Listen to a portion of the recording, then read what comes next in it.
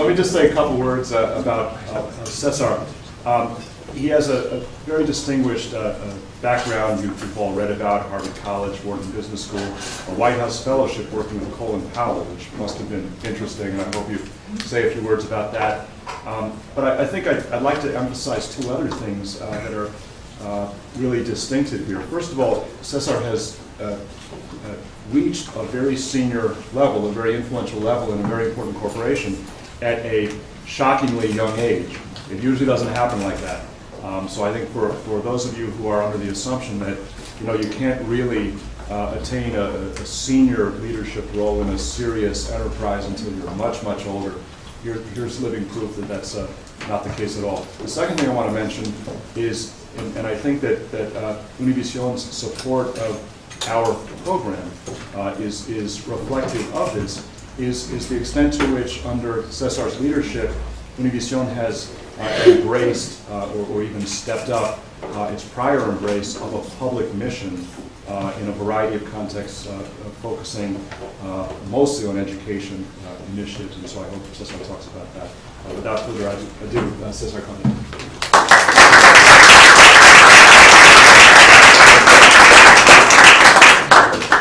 So good afternoon, everyone. It's great to be here. I hope you're enjoying your lunch. I heard you guys had a very relaxed week. You guys are doing absolutely nothing, so I'm sure you have a tremendous amount of energy. But no, all joking aside, congratulations, first of all, to all of you for having been selected for this program and for this inaugural class. I know that Andy and all the professors and Donna and everyone here is not only incredibly proud of each of you, but is so excited to have you all here and believe passionately in what we as a community are trying to do. I also want to let you know I had the chance on the flight up here to read through some of your bios, and so incredibly impressive. And so I'm very humbled. And I'm looking forward to our conversation today, because I definitely want to tap into some of your experiences as well. I'd be remiss if I got started without also thanking my friend Walter and Entrevisión really for incubating this important program. And so Walter, my kudos to you and kudos to Entrevisión. And we're proud to be partners with you all. What I wanted to do today was really, I'm told I have about an hour with you, and I wanted to spend about 20 minutes or so, 30 minutes on the front end, and tell you a little bit about me that you don't sort of pick up from a background or a bio or anything like that, and really then dive into a couple or a few, better said, lessons or observations that I sort of stumbled through life and sort of picked up along the way, and I thought I'd share them with you. Hopefully they'll be helpful to you. If you don't mind, I'm going to walk around a little, and I think they gave me a little mic here. Can you guys hear me okay? Okay, great. So I'll tell you a little bit just about me to begin with. I, as many of you, grew up here in the States, but my parents were immigrants. I'm half Cuban and half Peruvian, and so I think there's another Cuban mix here, right? A Cuban Mexican somewhere around here. Well, there you are. We bonded earlier. There's not many Cuban Peruvians or Cuban anythings except in Miami or in big cities. And so, my parents immigrated to this country independently, and they came, I think, with the same expectation and hope that many of the folks in our community, which was they wanted to be able to provide the best opportunities so that me and my two younger brothers could maximize our academic and our professional potential. And I can tell you that we, being my two younger brothers and I, feel very fortunate that our parents at a very early age instilled in us the value, and I think it was inspired by their immigrant experience, the value that the only thing in the world that no one in the world can take away from you is an education. And in life, people can take your potential job, your potential money, or anything like that. The only thing that no one can ever touch is that education and those values that you were brought up with. And so very early on, they instilled that in us. And I think that's something that drove me and my two younger brothers from a young age. And that's something that I believe at my core, that the secret to success in this country, the secret to, and I always say this, to sustainable success Because people can have success sort of fly by night and not be able to maintain it. But the ability to have sustainable, consistent success throughout your lives in this country is through education. And so I'm so excited that you all obviously have found that, that value in yourselves, and you're already striving for that on your own instinctively. And these type of programs are only going to help you accelerate that growth. So, you know, I'll tell you a little bit more about me growing up. I grew up in Miami, as some of you know. I was in Miami until I graduated from high school. I went to a high school in Miami that was 99% Hispanic. 95% of that was Cuban. And so growing up, I did not have the concept of being a minority per se. I was a majority. That's all I knew, right? Everyone was like me. Everyone had similar experiences as me. And so that was, I thought, fantastic, because at a very early age, I was very sure, I was very clear as to who I was, who were my values, and where I came from. And I think that did and that has served me so well in so many ways. But when I came to the college process, the college application process, one of the things that I struggled with was I really, really wanted to leave my hometown. I really wanted to break out of my, the bubble, frankly, that I lived in many ways. And so I remember I decided to apply to many schools outside of Miami, and I ended up coming here to the Northeast and going to college. And for me, it was an incredible experience. Couldn't say better things about it, and had a lot of great lessons. But like many of us, I struggled a little bit with that transition that I think occurred during that process. And two very brief ones that I worked on when I got here. The first was this transition of going from this concept of being a minority was very foreign to me, right? I grew up in a place where Cuba was the center of the world, and I got to college, and I was going to a relatively decent accredited institution, and a lot of people had no idea what that experience was like for people that came from there, or what my heritage was about. And so I remember that I kind of struggled a little bit with that, and that drove a little bit of my initial experience, because on the one hand, I had come here to experience and broaden my horizons, and I jumped into that. But at the same time, I had this sort of experience where I was almost going back to my roots even more so to overcompensate for that. And so I'm happy to talk a little bit about that transition, that dynamic. But that was an interesting thing that happened to me when I got to college. And I'll tell you the other thing, which I'm very open about, and I'm impressed, because as I read your backgrounds, many of you have very clear passions and objectives already, which I think is very early on in life, and I commend you for it. But one of the things that I struggled with early on is I didn't really know career-wise what I wanted to do. I had some very strong beliefs, very strong morals, but I didn't necessarily know how I was going to translate that into a mission in life, into a career per se. And so when I got to college, I started in pre-med, and that, after taking my first pre-med class, I realized very quickly what a bell curve was, and I was on the wrong side of the bell curve. And so out of pragmatism or necessity, I said, what, that's not going to happen. And then I sort of stumbled along and said, maybe I want to be a lawyer. I didn't know what a lawyer was, but it sounded like something remotely respectable. And for one reason or another, I said, what, I'm probably not going to do a good job there either. And fortunately, I stumbled into the world of business. And it took me, a little while to sort of find my way there. But I decided that, what, I think I can put the few skills I had back then, I think I can put those skills to best use in the business world. And so, coming out of school, I went to work in Wall Street in an investment bank. And, a lot of people ask me, why did you do that, and so on and so forth. And I'll tell you, there was no master plan or no rational reason for it. The real reason I decided to do a challenge like that coming out of college was because going through college, I was a liberal arts major. I had never really focused too much on the quantitative side or the financial side of my studies. And someone gave me the advice, which I thought was a really good piece of advice early on, and they said, what, when you're starting your career, one of the things that you want to do is you want to augment all of your skills. You want to balance out the set of skills that you have. And I think a lot of us early on in our careers, and I'm making a point here because I think there's a key point in our careers where we have to transition on this thought process. But early on in our careers, sometimes people have the tendency to go only with what it is that they're good at. And I would argue, and I don't think I did this very well early on, but I got advice to do it early on enough in my career where it helped me. And that was to make sure that I was honest with myself about what were my strengths and what were my weaknesses, professionally, personally, and the like. And then go out early on and try to augment those weaknesses. So finance, quantitative stuff, that type of stuff was not my strength. So I jumped into the job that I could find, which was the most quantitative and the most financial that I could find.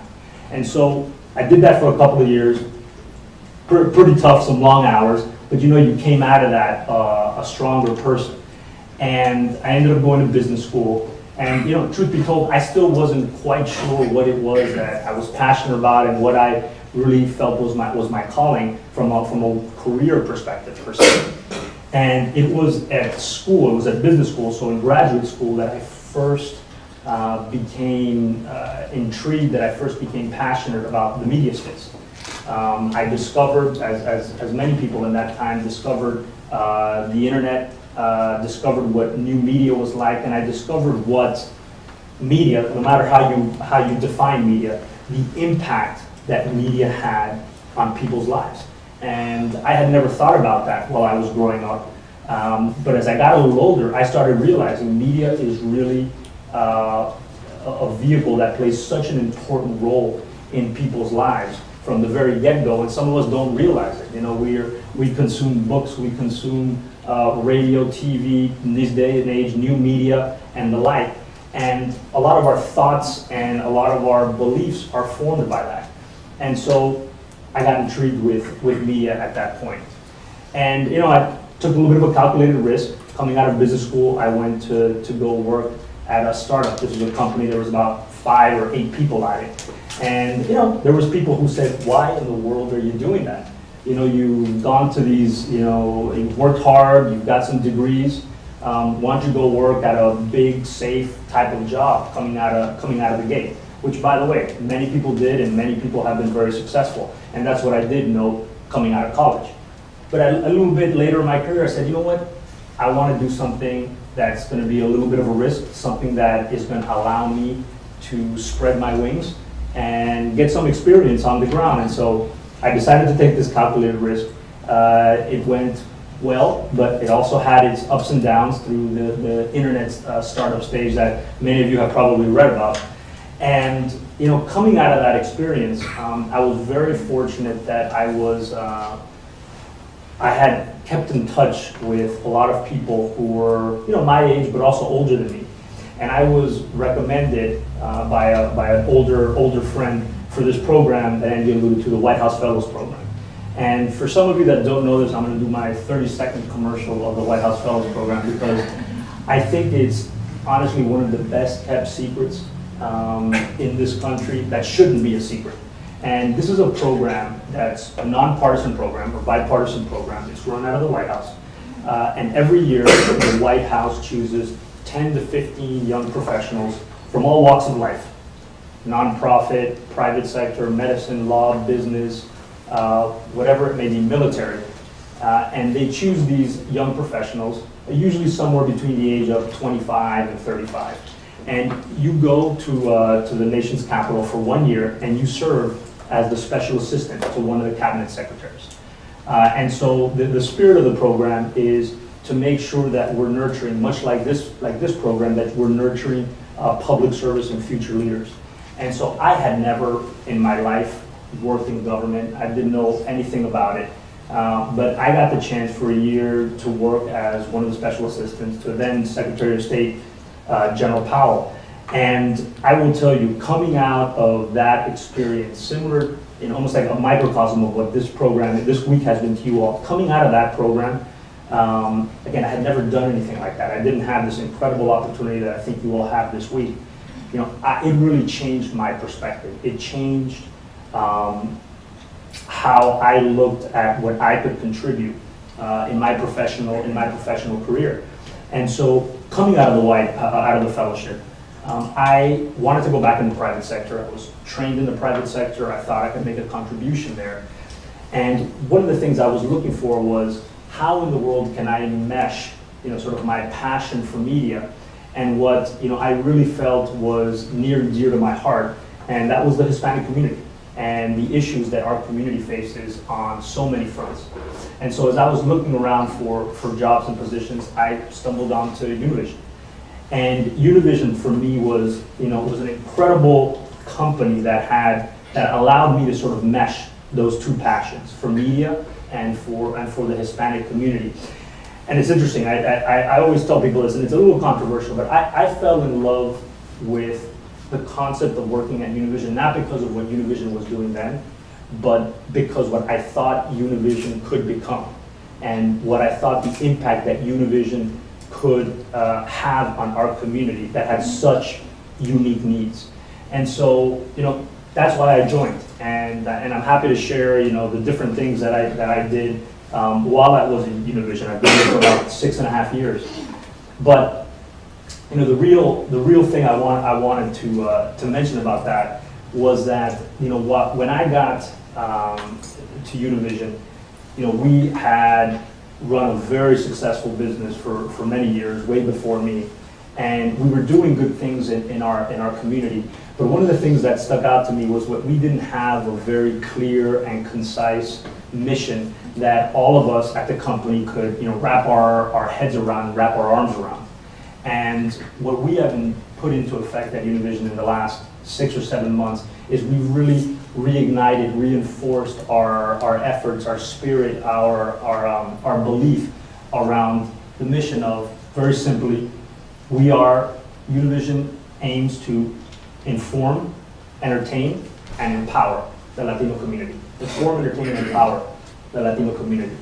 And the inform and entertain, you can sort of wrap your arms around, right? You can say, inform, they do news, entertain, they have a lot of different programs across platforms. But this empowerment one is a little bit controversial and a little bit sort of intangible to put your arms around, but it's really the one that I have felt the most passionate about and have put most of my energy around over the last few months. And it's rooted in the concept that our community has such unique and such special needs across a variety of fronts, that if we can get a coalition of individuals, of employees, of companies, not just Univision, but many other companies that care about this community, if we can put all of those entities together to focus on trying to address important issues that face our community, we can really fulfill the mission of what we all strive to do at the end of the day, right? Which is to have an impact, a material impact beyond ourselves. And so, I'm very proud of the things that we're doing. I'll tell you one example, and I think Andy alluded to it, is education, as I started in my initial comments, is near and dear to my heart and near and dear to so many people at Univision. And what we decided to do a few months ago was we said, let's bring together all of the companies, all of the organizations that really care about this issue, not just Univision, but others. And we launched about 4 or 5 months ago this initiative called Es el Momento. Now is the time. And we partnered with, we started with the Bill and Melinda Gates Foundation, who are doing an incredible job on this and many other topics, and brought together organizations and companies such as Entervision and so many other companies across the board. And we said, let's focus on a major issue in our community, which is not only the high school graduation rate, but more importantly, I think I read in your bios, many of you share this passion, more importantly is ensuring that our young generation of Latinos realize that we have to raise the expectation of what we expect of ourselves. In this day and age, in the year 2010, it's not an aspiration. It cannot be an aspiration to graduate from high school. It has to be a requirement. And I would go as far as to argue that graduating from a 4-year institution or a higher degree education is becoming a requirement as well so that we can compete. We as individuals, we as a community, and frankly, we as a country can compete in an increasingly competitive global environment. And so when you read some of these statistics in our Hispanic communities, it's staggering. And some of you may know these, but they're worth repeating because you all are on the other side of these statistics, and you all are literally the creme de la creme, and you need to know them so that you can make sure that you're pulling your friends, your colleagues, and that generation behind you up through the ranks. 50% of Hispanics in high school don't graduate this year, don't graduate. Of the few that actually go on to college, only about 35 to 40% actually get through. And so when you bundle that with the fact that today approximately 1 in 5 individuals in K through 12, under high school, are Latino, and very soon that number is going to be 1 in 4. So 25% of this country in high school is going to be Latino very soon. When you bundle those two data points, right, it creates a very, very concerning situation. And this is not, to be clear, this is just not a Hispanic issue. This is an American issue. This is an issue that affects our entire country. So when you look at it from that perspective, this was an issue that we said, you know what, we as a community, we as organizations, if we put our heads together and our resources together, we can begin to maybe start having an itty-bitty impact on this. And so I give you that as an example of a topic and initiative that we have put into effect. And that doesn't mean that we forget about our business. I mean, we're a for-profit company, and we have owners, we have shareholders that we have to work hard on and make sure that we're successful. But it doesn't mean that we can't do it in conjunction with the important issues of our time and make sure we bring them together. So that's one little example of some of the stuff we're doing and some of the stuff that I'm very proud of that we've started to tackle. Before I open it up to some questions, I wanted to also share with you a couple, maybe a few more than that, of examples of lessons I guess I came through, I picked up in life as I went through work and school and the like, and I sort of stumbled across some of these things, and so didn't really get it right the first time. But I thought they may be helpful to you. And I'll start with one that I think is sometimes intuitive to some people, but I'll be honest with you, it wasn't intuitive to me. And that first one was when I was I started going through college. Someone pointed out to me the importance of extracurricular activities. And I tell people all the time, I point to a lot of the lessons that I learned in life and that I put to use even to this day. I learned them in extracurricular activities in college and in graduate school.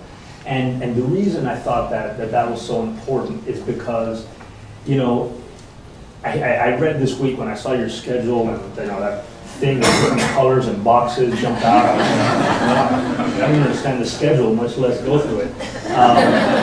So my hat's off to you all. I remember thinking, gosh, today you guys took lessons on negotiations, and I know you spoke about public speaking and the like. And one of the things that I learned in these extracurriculars was it was a great vehicle to be able to put some of those lessons that you're picking up in life, put them into real world practice in an environment that, frankly, is a pretty secure environment. And so I'll give you an example. You guys are going to go on to be leaders, and you guys are going to go on to manage people. That's not an easy thing to do sometimes, and it's hard to get that experience early on in life. And so in your particular cases, going out and spending time and investing your free time in extracurricular activities, I believe gives you the invaluable experience of being able to work and inspire your peers. In the private sector, when you need to manage people or you need to inspire people, you have the ability to incentivize them with money, right? With a reward.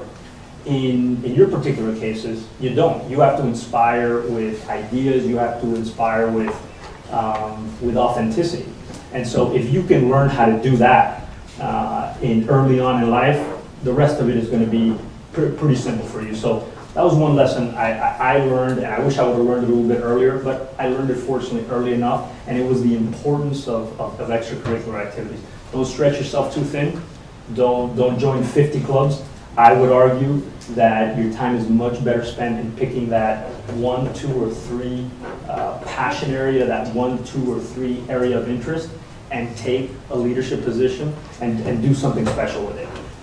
It certainly served me well, and I know many people that it served extraordinarily well over the years. So that's the first one. Let me take a look here, a couple I wanted to share with you. There's a second one that I alluded to a little bit, but I think it's worth mentioning, and that's this concept of early on in life, and I would argue you all are very early on in life, that you should invest in rounding out your skill sets. And I know I gave you the Wall Street example on my particular case, but I think this is important for people to do, because again, sometimes too early in life, I would argue, really promising folks gravitate only towards the things that they're good at, and they don't complement or they don't build up their skills in all areas, right? Now, in the same breath that I say that, I think it's also important that one is cognizant enough that at the right point in life, you realize, hey, you do have to make a decision and go with a focus, with a career, with a choice in life.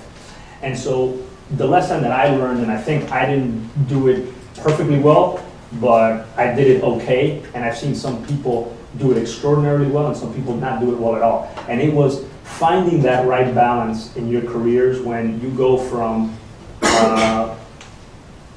augmenting, from building all of your skills, building up your weaknesses, and when you get to the point in life where you say, you know what, I've done enough. I've gotten to 80 or 90% of what I need to do. Now I need to start picking and identifying my passion. What is it that really turns me on? What is it that I really want to do? And how do I maximize my ability to make an impact by focusing on my strengths, right? So I'll give you an example. In my case, I felt I wanted to do business. And I gave you this example of, you know what, but I didn't know numbers that well. I said, well, that's not going to work too well. So I better take some time to understand these numbers. But I never was incredibly good at numbers, and I never was going to be incredibly good at numbers. And so at some point, I realized, you know what I really enjoyed was dealing with people. What I really enjoyed was strategy and thinking about how you could grow companies, thinking about how you could help people and groups move forward. And so at some point, I started pivoting and saying, you know what, I've built enough of my background. Now I'm going to go into positions that play to my strengths, that help me shine. And so it's a little bit of a complex concept, but I like to share this with groups of leaders that are coming through, because sometimes I see people sort of push too much to the left or to the right of that process, and there's no right or wrong answer, but it's important that you give that some thought so you can maximize your growth and your potential. The next one I wanted to mention to you is, and I think many of you have already started to find this, but at the risk of stating the obvious, it's important that as you all go through your careers, you identify what it is in your life that really turns you on. What's the passions that you have?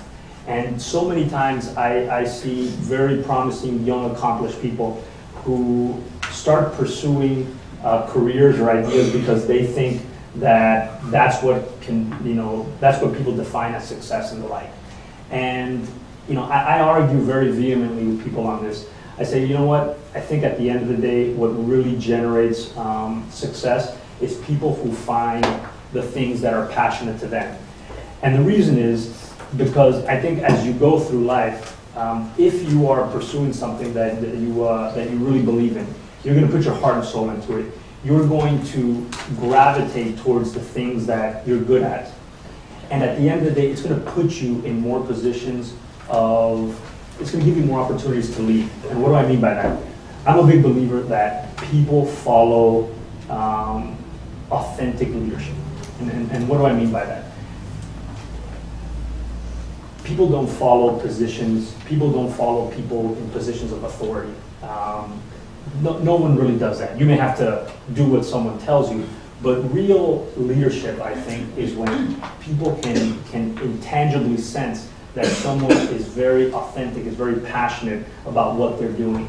And if you pick your passion early on and you gravitate towards your strengths, by definition, I believe that you're going to get in those positions where people are going to be able to sense, wow, this person, he or she really believes in what they're doing, and I'm going to want to be part of that. I'm going to want to participate in that. And so, again, it's something that you have to give some thought to as you're developing, because I would argue that with that, you're going to be able to really make more of an impact. So I'll close with two final things. And I know you've heard this one here, but I just think it's so important. I have to mention it. It's mentorship. Mentorship. You all are incredibly fortunate, not only because of the hard work you've done, but because of the opportunities that you've given. And I know this is a theme that you've heard this week, but please take it to heart. You all need to finish this program, and you need to go back to your schools, to your communities, to your families, and make sure that you're sharing some of this information, some of these lessons. If you have younger siblings, I always argue you got to start with your younger siblings and make sure that they are equally, if not more, successful than you. It's hard work to be successful individually, but the truth is you dedicate yourself and you work hard, you're going to be successful. I think the really, really tough thing and the really admirable thing is to figure out the way where you're bringing up people behind you.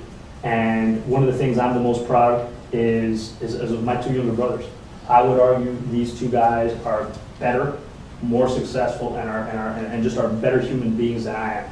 And the ability to be able to positively impact what other people younger than you or your peers are doing, I think is something that you may not realize right away, but is going to have more of an impact on you going forward than anything that you'll be able to do alone. So I encourage you, I know other people have done it, but please take this seriously. I was joking with some of you when I was talking.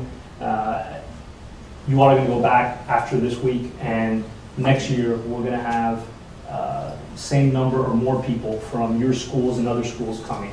It's a rhetorical question. Can you identify the person or two in your school that you believe can benefit from this program, that you believe can contribute to this program? I would encourage you to reach out to him or her. I would encourage you to flag it for the management team, because that is going to make you very complete, but it's also going to really contribute to the community around you and to the peers around you. So I'd ask you for that favor, as I'm sure everyone else has. And look, I'll close with just a personal anecdote, and hopefully we can open it up to some questions afterwards. As I mentioned, my parents, were very grateful for what they sacrificed and worked and did for us. And they instilled in us very early on a very simple sort of philosophy of life. And I'll share it with you. And it's pretty self-explanatory. And it was dream big, work hard, and stay humble. In that order, by the way. So dream big in that anything is possible in this country with a good education. And you all already have that. Second was work hard. Unfortunately, you've learned it already, but for those of you that haven't, nothing worth achieving in life comes easily. And so you gotta put the blood, sweat, and tears into it. And the third is stay humble.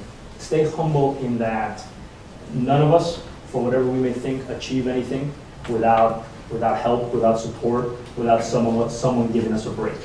And we need to recognize that, and we need to make sure that we're cognizant to do that, and someone used the word to pay it back or pay it forward.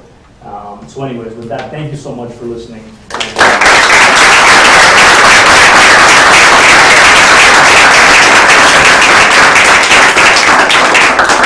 And I'm happy to answer any questions or give any stories that anyone, or talk about any stories anyone may want to, so please. Well, thank you for your talk. It's very inspiring. And what I'd like to say is, as you read our bios, you may have noticed that many of us come from disadvantaged communities, disadvantaged backgrounds. Obviously, we have worked really hard and have overcome these obstacles. And what my idea is, our idea at the University of California, is that we want to go back and take the skills and the values and the ethics that we learned in this program, communicate them back to high school. In our area, which are disadvantaged, they have low funding, and many of their programs are being cut. Yeah. And we want to do this in a series of workshops over some weekends in Merced County and adjacent Stanislaus County. And I was just wondering if you could offer any advice or suggestions on how we may facilitate this for those students so they can have opportunities such as we have. Yeah, no, thank you. First of all, kudos. It's an incredible initiative, and I'm glad that you all are doing it. You're all doing it together. Look, I'll give you a couple of thoughts from the experience I've had with comparable or similar programs. I think first, one of the most powerful things that you all are going to be able to offer is, and you're not going to necessarily see it because it's you yourselves. It's the example. It's that intangible mentorship that those students are going to be able to see in you. So many times, I think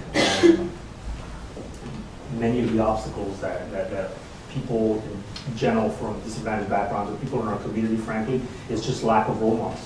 They don't even know what is possible. I worked with a group of people when I was early on to start a similar type of mentorship program, and we were blown away every time we talked to students because they outside of one or two professions that they had been exposed to, they didn't know that they were making it up or passionate about sports or they were passionate about music.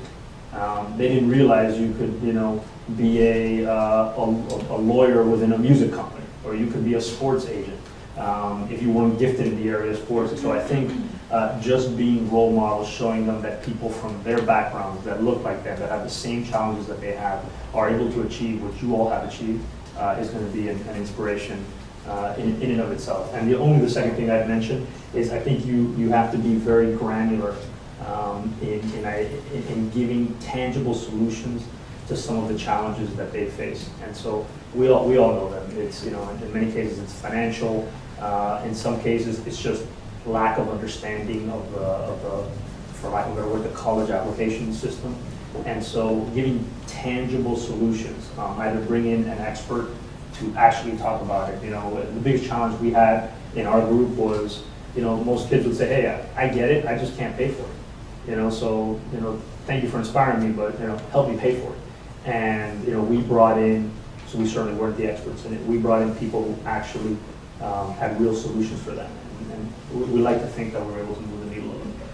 Thank you. Thanks. Please, Pedro. Hi, my name is Pedro Cervantes. I'm from the University of Houston. I was wondering, what is the greatest lesson you learned about participating in the White House Fellow Program? Yeah, thank you for the question. I could go on for hours. It was an incredible experience. I was very fortunate in that I worked for someone that I went in having incredibly high expectations for it. Very few times in life you have high expectations for someone like that, and people actually supersede them. And so, I took that away. I was and continue to try to work, as one tangible example, in communicating with people. And whether it's public speaking in large groups or small groups, or just trying to be able to connect people, because good ideas are wonderful, but if you can't communicate them, explain to people and get people to corral around and collaborate, they're just nice ideas. And one of the things I learned the most from working with General Powell was his incredible strength and ability to communicate and connect with people. And everything from when he would be in a small group of 10 people, he had the ability to sort of not only in a very concise manner communicate what was the vision of what the group had to get together to make sure that everyone was sort of working together, but when it came to large groups, and big speeches that he would give in front of a couple of thousand people. I remember I rode with him in the car to one of these speeches, and guy perfectly dressed, relaxed, joking around, walks up, delivers like an hour and 10-minute talk, no notes, just talks off the cuff, carrying on and the like. And I remember getting back in the car and just being like, Jesus, General, this is unbelievable. You're like the smartest guy ever. And I wasn't trying to kiss up. I was actually being serious.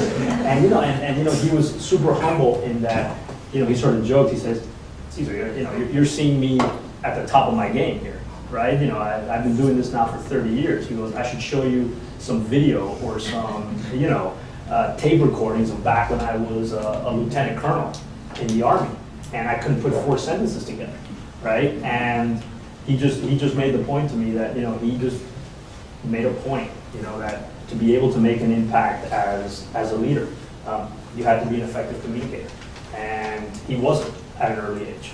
And by the way, when I say early age, lieutenant colonel, he was probably in his late 20s, early 30s, and so he made a conscious decision to methodically develop himself as a communicator. And 25 years later, best in the world. But the lesson it taught me was some of these great leaders. Some people are born, but I think the lion's share of folks are developed and are worked on. So that's what I took away from that. I'm Jose Ramon Lara from Texas A&M International University, and my question is: well, you actually talked about taking risks and stumbling onto certain things. So I was just wondering, do you foresee any risks that you're going to be taking in the future, either in your career, in your life? Do I foresee any risk? Yeah. No, I like that. Look, I'm a big believer in that. Yes, we have to take calculated risk, but as in my particular case, within an organization. Organizations, entities, but this goes the same for individuals. You can't stand still. You can't continue to do the same things over and over and expect that the world doesn't change around you and that things are just going to continue to turn out well. In other words, I think we all have to continuously challenge ourselves, continuously take ourselves out of our comfort zone, so that we grow, so that we evolve.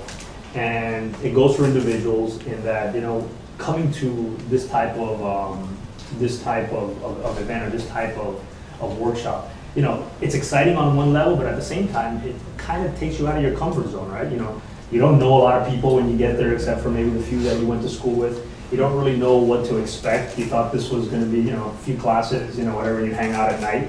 You busted your butt for a week. And you probably were forced to do things that maybe in some cases you weren't comfortable. Maybe everyone here is comfortable negotiating or public speaking, but probably not all of you are. And so I think for an individual that's important that we do. And I think the same goes for a company.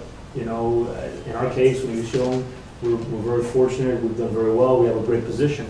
But if we don't continue to experiment and again take calculated risks and try new things, we run the risk of being irrelevant, not tomorrow and not a year from now, but 5 or 7 years from now. And in the media space, and Walter can identify with this. I think if you would have asked us 5 or 6 years ago how people are consuming media today, maybe we would have had a vague idea, but at the speed at to which the change in the way people consume media today in this country, how people consume media in our community, the Latino community, and how you all are changing the way you consume media, it was unimaginable to us 5 or 6 years ago. And so that's going to probably happen again 5 years from now. I don't have the answer. I don't think anyone has the answer.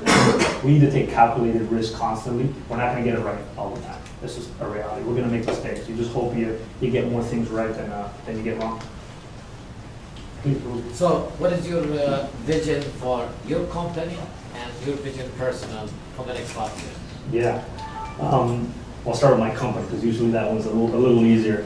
At Univision, when I got to Univision, we were the #1 Spanish language media company in the country, #1 network in Spanish here in the States.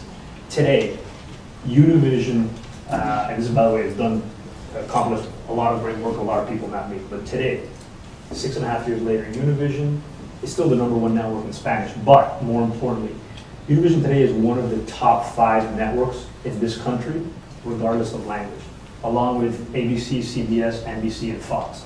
So a lot of people look at me, they're like, oh, wow, that's cool. So you guys have as many Hispanics as ABC, CBS, NBC, and Fox. And I'm like, no, no, no, no. We have as many eyeballs. We have as many people watching us. They're like, oh, well, you can't be bigger than CNN. We're like 10 times bigger than CNN. You can't be bigger than MTV. Well, we're like 18 times bigger than MTV. And so the fact that our company, our network has been able to grow so much over that period of time, my hope, my dream, our aspiration is that it's not going to happen next year, but 5 to 10 years from now, if we continue to execute and if we continue to have the growth that we think we're going to see in the Latino community in this country, it is within a pretty decent realm of possibility that Univision could be the #1 network in this country, regardless of language, English, Spanish, or otherwise. And so that for us is an aspiration. We've got to do a lot of things right between now and then.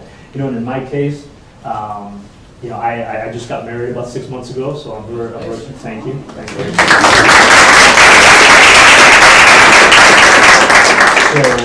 So for me, really what I'm looking forward to is in the next 5 to 10 years, hopefully I'm going to be a father, God willing, and be able to do some of the things that my parents did. And and professionally, I hope we can get to where we should get to as a company, and we'll see what the next challenge brings. Thank you. My name is Christina Sanchez. I'm one of the mentors here, and you mentioned mentorship. Yeah. And some of the students have talked about how they've tried to talk to their peers but haven't been able to reach them. So I was hoping you could talk about what is effective mentorship, maybe what you've done with your brothers, or how to be a good mentor. Yeah, and you know what? It's a good point that you bring up. A lot of times people think of mentorship as only sort of upward or downward, and obviously that's an important type of mentorship. But I'll be honest with you, some of the best friends, some of the best lessons I've learned from are the group you're alluding to, which is your peers. And in some cases it's a little tough because you're sort of in the same stage in life, and sometimes people have different values, they have different aspirations and different beliefs. But again, I believe that people follow authenticity, people follow passion. And what I always encourage people is that as you're speaking, and this is in the specific case of your peers, I think you need to be able to try to connect with them on what are the things that matter to them. But a lot of people, it's not, they may not care about what they're going to end up in life, but when you connect it with the impact that it can have to their extended family per se, or to their parents, or to their siblings, I find a lot of people, take a different perspective. I know that there's an incredible story here in your class of, where are you? I'm sorry, I lost you. That you have 3 children. You're here from Boston, and it's an incredible story. It's an incredible story, and I would think that a lot of your inspiration was because of your kids and because of your children. And so I think if you can tap into what are some of the values and some of the morals that drive an individual. Sometimes it's not just about themselves. It may be about other things. So my 2 cents. Thanks. Please. You mentioned the program Es El Momento, Yeah. and I've seen it. It's very inspiring and motivational because it shows the experiences that other Latinos have gone through and how talented they are in their communities. Do you think the media should show more programs just like that in order to empower more Latinos and show them that we're out there, that we're making a difference? Yeah. The short answer to the question is yes. There's a few aspects to it. I think the first is, I think all media should be doing more of that. Not only Spanish language, but in many cases, I think English language media could also do a lot of good by highlighting the real successes of our community and many communities. The flip side of that is, some media companies that I'm, very sensitive and cognizant to it, sometimes it's tough, right? Because they got to run a business, and, sometimes people prefer to watch, what is it called, Jersey Shore, right? Than some of the stuff that we're talking about. And it's okay. We all have to be entertained too. We all want to laugh and have a good time. But I think the key is media companies and just companies in general have to find that balance, or where they can deliver some of the things that people crave, but at the same time, they also have to nourish their souls in many ways. And so I think the trick is striking that balance. Jesse Jovel from Middle Marymount University in Los Angeles. Just a comment, the show at Punto is one of my favorite shows since I could ever remember. I grew up watching the news, and Punto is amazing. I love that show. My question to you is, at 36, you've reached a title that a lot of people are probably eyeing. How do you not become complacent, and where do you go from here? Yeah. Well, first of all, thank you for the comments on our Punto. I'll tell you, this is a great example of another product that came out of my year in DC. You know, I've always been glued to watching Meet the Press growing up and all that sort of stuff. And I got to Univision, and we had done it, you know, maybe 10 or 15 years before, but we didn't have a show like that really allowed our community to have influencers speak, not about them, but speak to them directly about the issues that matter on a weekly basis. And I remember when we first got this show off the ground, or trying to get the show off the ground, people said, "Are you kidding me? You know, Latinos don't care about these issues. They're not gonna watch this stuff, you know, and two, you're not gonna make any money, right?" So put the second part aside, you know, because sometimes you just got to do things in life because they're right. But the first part, I will tell you, we're very proud. Al Punto today is the third biggest Sunday public affairs show, behind Meet the Press and ABC's Sunday show. So, you know, the reality it proves is, you know, it's not, I don't want to say if you build it, they will come, but it shows that our community cares about issues that matter to them, and they want to be spoken to directly by people who are making the influential decisions of this country. And this is a little factoid. You know, when we started, we would get a lot of people calling us and saying, "Yeah, I'm going to send you my, I'm senator, whatever. I don't speak Spanish. I'm going to send you my Hispanic person or my assistant because they happen to speak Spanish." And we said, "No, we don't want to hear from, you know, your staff or whatever. When you get invited by Meet the Press, you go. And so we don't care that you don't speak Spanish. We'll translate, but the community wants to hear directly from you on the decisions that you're making." And, you know, it took us 2 or 3 times to sort of break some heads, and we hurt a few egos. But, you know, after a while, now people know we've been on the air now about 3 years and change. People know that we want influencers. So anyway, just to give you a little context on that. You know, and as far as complacency, I think that is one of the biggest challenges and one of the biggest threats that all of us have, right? And, you know, I remember when I got into college, you know, there was a few moments there where, you know, I'd look around and say, "You know what, I got into a good school, I'm gonna be fine, you know, I don't need to do that well." And, you know, I'd have good friends and family, you know, sort of slap me around and say, "Hey, you know, that's the worst attitude you can have. You can literally not become irrelevant. You can, all it takes in life is a second where you take your eye off the ball, and, you know, and you're just not going to maximize your potential. And you all have been given too much. I can tell it from reading your bios, from speaking with you a little, and from, you know, the opportunities that you've been given. You all have been given too much to not maximize that, not only for yourselves but for your communities. And so it's not only about you. You owe it to people around you to keep pushing yourself. And, you know, I wake up every morning and I think back to the programs that I had the opportunity to do, like this. And, you know, these type of programs, I think, open up your eyes so that there's a lot of people who are incredibly smart, who care very deeply about this world and want to make a difference. And so when I wake up in the morning and I'm like, "Ugh, you know, I don't really want to bring it today. I just want to kind of sit back and relax." You know, I remember some of the folks I worked with in my year in DC, and some of the people I had a chance to go on different trips with in programs like this. And those people are amazing, and they bring it every single day. And so, anyways, it's just a matter of keeping the context that there's a lot of amazing people, and, you know, you're just one of the people that needs to carry their own weight to contribute. Thank you. Thanks. Let's take one last question. Sure. Hi, my name is Andrea. What sort of techniques did you use to overcome the challenge of leading people who were 1, older than you, and 2, more tenured than you? More tenured than me. And look, it's a fair question, and you know it's one of those things. Truth be told, I'm still working on it, and you know you refine it over a period of time.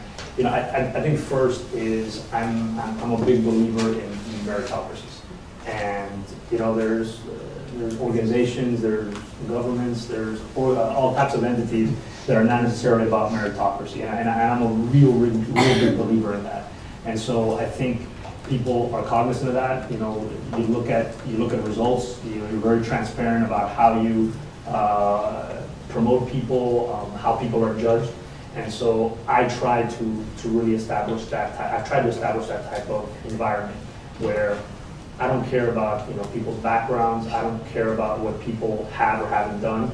It's what are you contributing to the whole, and how do you contribute?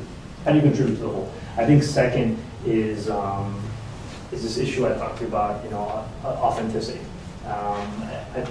I was fortunate in that I've worked at my company for a little while. I've been there for 6 years and change. And so people knew me. They knew me in a different position, but they knew that I was I believed very deeply in the work that I was doing. And that at the end of the day, I was trying to make sure that we as a group were growing. And so it didn't have to be about, hey, I got credit or they got credit. We as a group were getting credit. And so I've continued to try to do that. We have incredibly talented people, and you need to make sure that you highlight the contributions that other people are making. And very rarely do you have an organization where it's one person carrying the load, and that's certainly not the case with us. And so I think that is that's an important thing. And the third thing I'd mention is it's important that people understand that it's not a zero-sum game. And so it's not just about one position or one person. If you create an environment where there's opportunity and growth for everyone, I think that resonates with people, and people understand that just because so and so got into a role, there's so much for us to do, and there's so much opportunity for us to capitalize on.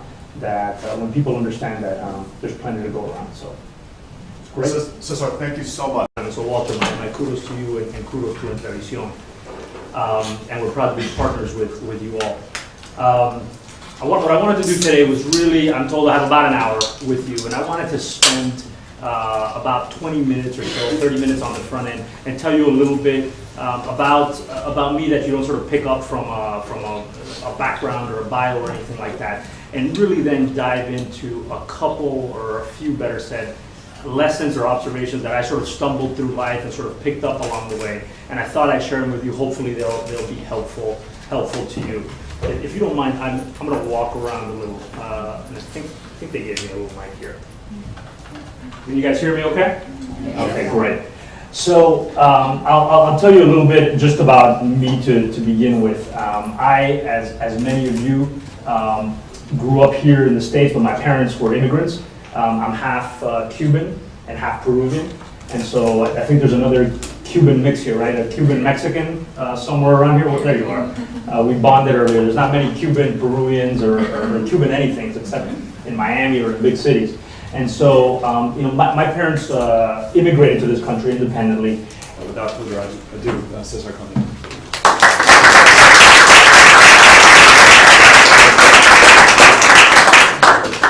So good afternoon, everyone. It's great to be here.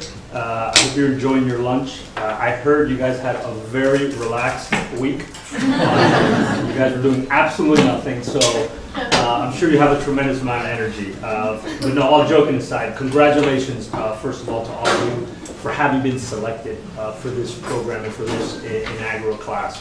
I know that Andy and all the professors and Donna and everyone here is not only incredibly proud of each of you, but is so excited to have you all here and believes passionately in what we as a community are trying to do. I also want to let you know I had the chance on the flight up here to read through some of your bios, and so incredibly impressive. And so I'm very humbled, and I'm looking forward to our conversation today, because I definitely want to tap into some of your experiences as well. I'd be remiss if I got started without also thanking my friend Walter Ulloa and Univision really for incubating this important program. The ability to have sustainable, consistent success throughout your lives in this country is through education. And so I'm so excited that you all obviously have found that that value in yourselves, and you're already striving for that on your own instinctively. And these type of programs are only going to help you accelerate that growth. So, I'll tell you a little bit more about me growing up. I grew up in Miami, as some of you know. I was in Miami till I graduated from high school. I went to a high school in Miami that was 99% Hispanic. 95% of that was Cuban. And so growing up, I did not have the concept of being a minority per se. I was a majority. That's all I knew, right? Everyone was like me. Everyone had similar experiences as me. And so that was, I thought, fantastic, because at a very early age, I was very sure, I was very clear as to who I was, who were my values, and where I came from. And I think that did and that has served me so well in so many ways. But when I came to the college process, the college application process. Let me just say a couple words about Cesar. He has a very distinguished background. You've all read about Harvard College, Wharton Business School, a White House fellowship working with Colin Powell, which must have been interesting, and I hope you say a few words about that. But I think I'd like to emphasize two other things that are really distinctive here. First of all, Cesar has reached a very senior level, a very influential level in a very important corporation at a shockingly young age. It usually doesn't happen like that. So I think for those of you who are under the assumption that you can't really attain a senior leadership role in a serious enterprise until you're much, much older, here's living proof that that's not the case at all. The second thing I want to mention is, and I think that Univision's support of our program is reflective of this, is the extent to which, under Cesar's leadership, Univision has embraced or even stepped up its prior embrace of a public mission in a variety of contexts, focusing mostly on education initiatives, and so I hope Cesar talks about that. And they came, I think, with the same expectation and hope that many of the folks in our community, which was they wanted to be able to provide the best opportunity so that me and my two younger brothers could maximize our academic and our professional potential. And I can tell you that we, being my two younger brothers and I, feel very fortunate that our parents at a very early age instilled in us the value, and I think it was inspired by their immigrant experience, the value that the only thing in the world that no one in the world can take away from you is an education. And in life, people can take your potential job, your potential money, or anything like that. The only thing that no one can ever touch is that education and those values that you were brought up with. And so very early on, they instilled that in us. And I think that's something that drove me and my two younger brothers from a young age. And that's something that I believe at my core, that the secret to success in this country, the secret to, and I always say this, to sustainable success. Sustainable success. Because people can have success sort of fly by night and not be able to maintain it.